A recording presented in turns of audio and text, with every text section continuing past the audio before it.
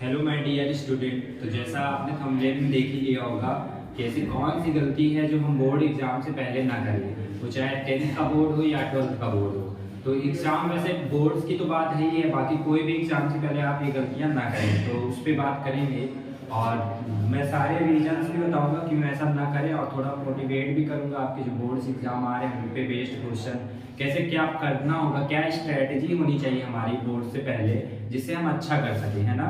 तो कुछ बातें हैं जो ध्यान देनी होंगी, 3-4 बातें जो आपको बोर्ड से पहले बिल्कुल भी रिपीट नहीं करना। आप जैसे आपका जिस दिन भी बोर्ड हो, बोर्ड्स एग्जाम आपके जब भी रेडी बहुत जल्दी आने ही वाले हैं। यूपी बोर्ड के एग्जाम तो ऑलरेडी स्टार्ट हो गए हैं कल से, और हमारे जो सीबीएसई, आईसीएसई और अदर बोर्ड हैं, अदर स्टेट के जो बोर्ड हैं वो भी स्टार्ट होंगे। तो बोर्ड से पहले ऐसी कौन सी गलती है जो आप ना करें, ये विशेष ध्यान दें इस पे। और भी मैं कई सारी बातें बताऊंगा, उस पर आप ध्यान दीजिएगा। तो देखिए, जैसे आपका बोर्ड एग्जाम है, मान लीजिए आज 10 तारीख है, आपका कल 11 को एग्जाम है। तो बोर्ड एग्जाम से पहले पहली चीज, आप 10 तारीख को आपको अगर मैथ्स का एग्जाम है तो पूरा रिलैक्स हो जाइए। हर सब्जेक्ट की बात कर रहा हूँ, है ना। पूरा एकदम रिलैक्स हो जाइए। ऐसा मत करिएगा, बिल्कुल भी मत करिएगा कि आपका कल हिंदी का एग्जाम है और आज आप पूरा रिवीजन के लिए बैठ गए, तो उससे आपका फ्रस्ट्रेशन आएगा माइंड में। माइंड कहेगा अरे मुझे ये नहीं याद, मुझे ये नहीं याद, मैंने ये नहीं पढ़ा, वो नहीं पढ़ा। पेपर में वैसा कुछ आएगा नहीं। आप कई सारी चीज़ें ऐसे ऐसे पढ़ लेंगे जो बहुत टफ होगी, आपको लगेगी ये भी पूछ लेगा, वो भी पूछ लेगा।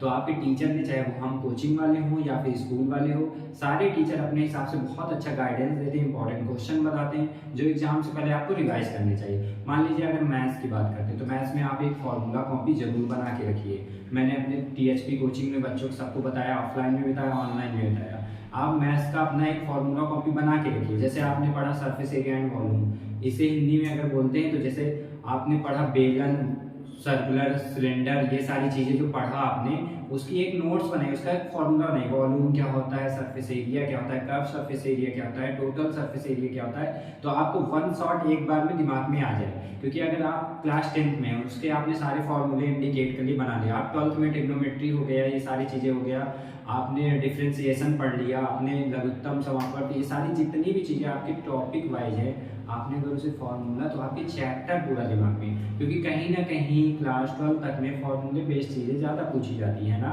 बहुत ज़्यादा डिस्कशन नहीं होता। तो ये मैथ्स की बात हो गई। आपका हिंदी का पेपर है तो आप हिंदी में ये नहीं किया, आपका हिंदी पेपर है, आप व्याख्या देख रहे हैं कैसे। तो आपका हिंदी पेपर, तो आपको राइटर एक बार ध्यान देना है ना। क्या पोएट्स कौन है, राइटर कौन है, वो सारी चीज़ें लर्न करनी है आपको। अगर किसी टॉपिक में ऐसे, तो आपको एक दिन पहले ऐसे नहीं देखना, वो सारी चीज़ें मतलब अपने माइंड को पूरी तरीके से रिलैक्स करना है। साइकोलॉजी रीजन है, क्योंकि देखो हमें जो चीज़ें हमें बताई जाती हैं, हमें समझाई जाती, पढ़ाई जाती है, वही हम आपके साथ शेयर कर रहे हैं। बहुत सालों का एक्सपीरियंस है, जो बोर्ड वाले बच्चों को हमने बताया है वो सही करते हैं और अपने टारगेट पे हिट करते हैं, है ना। तो आपने भी कोई ना कोई टारगेट रखा होगा, मेरे इस सब्जेक्ट में इतने मार्क्स आए या ओवरऑल मेरे इतने मार्क्स आए। तो स्ट्रैटेजी बहुत अच्छी होनी चाहिए। स्ट्रैटेजी जितनी अच्छी होगी आप उतना ही अच्छा हिट करेंगे अपने गोल पे। तो चलिए बात करते हैं क्या क्या गलतियां ना करें। पहला, आपको एक दिन पहले एकदम फुल रिलैक्स रहना है, बॉडी को रिलैक्स रखना है, माइंड को रिलैक्स रखना है।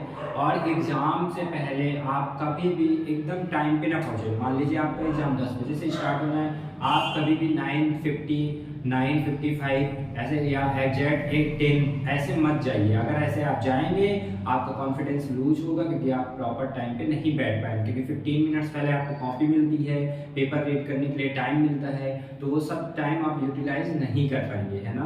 तो बिल्कुल भी ऐसी गलती आप ना करें। दूसरी बात ध्यान रखें, आप अपने एग्जाम की तैयारी में जो भी आपने पढ़ा है आपको यही रिपीट करना है माइंड में कि जो हमने पढ़ा है पेपर में वही आएगा, और उसी को हम बहुत अच्छे से लिख लेंगे। ठीक, हिंदी के पेपर और इंग्लिश लैंग्वेज के पेपर में विशेष ध्यान रखिएगा, इसमें थोड़ा रिटेन वर्क ज़्यादा होता है, तो आपको अपने टाइम को मेंटेन करना है। जैसे आपने हिंदी में एकदम स्लो में लिखना स्टार्ट किया तो पहले क्वेश्चन भी थोड़े थोड़े कम होते हैं, क्वेश्चन आंसर से ऐसी चीज़ें। लेकिन जब आप पहुंचेंगे लिटरेचर से आगे बढ़ेंगे और लैंग्वेज वाले पार्ट में जहाँ पे आपको लेटर ऐसे राइटिंग ये होगा, तो आपको उसमें टाइम देना होगा। और वो टाइम आपको, क्योंकि वहाँ पे थोड़ी थिंक भी होनी चाहिए, तो इसलिए पेपर से पहले आप थोड़ा थिंकिंग बना के रखिए, वहाँ पे सोचना ना पड़े। क्योंकि हिंदी और इंग्लिश में अगर आपने ये गलती कर दी तो आपका पेपर स्किप हो जाएगा, छूट जाएगा और आप उसके बाद कुछ नहीं कर पाएंगे। और सबसे विशेष चीज़, जो पेपर लेकर आएंगे उसके बारे में कोई डिस्कशन आपको नहीं करना है। उससे केवल ये देखना है कि जो हमने पढ़ा था इंपॉर्टेंट चीज़ें क्या वही आ रही हैं, तो जो वैसे ही हमको आगे पढ़ना है। बाकी उसका कोई डिस्कशन मत करिए, क्योंकि अगर आपके मार्क्स कम हो गए या डिस्कशन में आपने पाया कि आपने कोई गलती कर दी तो वो साइकोलॉजी आपके ऊपर इफेक्ट डालेंगी, है ना। तो वो आपको बहुत ज़्यादा क्या करेगा, डीमोटिवेट करेगा।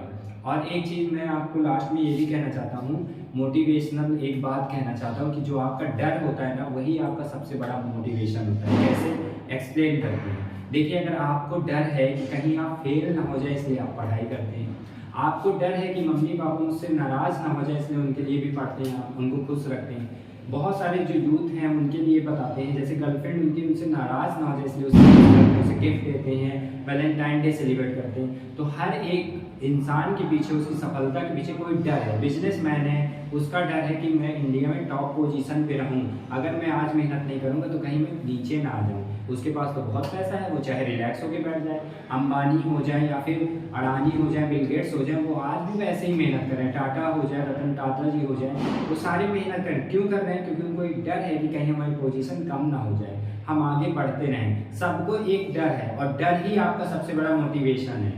आपका सबसे बड़ा मोटिवेटर कौन है? डर। फियर है अगर आपके अंदर तो आप बहुत अच्छा कर पाएंगे, अगर फियर नहीं है तो आप नहीं कर पाएंगे। तो हर एक चीज़ के पीछे डर भी जरूरी है और उत्साह भी इंकरेज करते रहिए अपने आप को खुद से मोटिवेट करिए।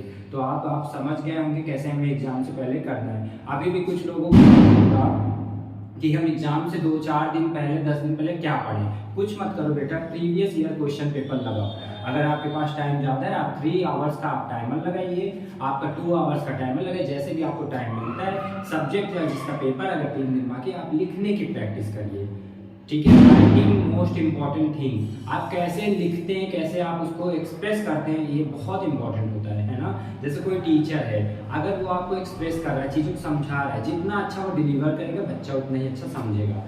टीचर में ज्ञान की कमी नहीं होती। बहुत सारे टीचर ऐसे हैं जो उनके पास बहुत ज़्यादा ज्ञान है, बहुत ज़्यादा नॉलेज है, लेकिन फिर भी वो एक्सप्लेन नहीं करना जानते, इसलिए वो कहीं ना कहीं पीछे रह जाते हैं। तो आप भी वैसे ही स्टूडेंट हैं जिनको आपको ज्ञान की कमी नहीं है, मैथ्स के फॉर्मूले लर्न हैं, आपको क्वेश्चन आता है, व्याख्या करनी आती, लेकिन आपको लिखना नहीं आता, एक्सप्रेस करना नहीं आता, तो आप कहीं बहुत पीछे ना रह जाए, ठीक है। तो आई होप आप सारी चीज़ें समझ गए होंगे। ऐसी बातों को समझने के लिए, बोर्ड एग्जाम में कैसे क्या क्वेश्चन आएंगे, कैसे क्या पढ़ना है, ऐसे चीज़ों को करने के लिए हमारे चैनल को सब्सक्राइब करें, फॉलो करें और ऐसे ही पढ़ते रहें, ठीक है। बाय बाय, टेक केयर, अपना ध्यान रखें। बोर्ड एग्जाम से पहले मेरी बातों को जरूर ध्यान दें। Thank you so much.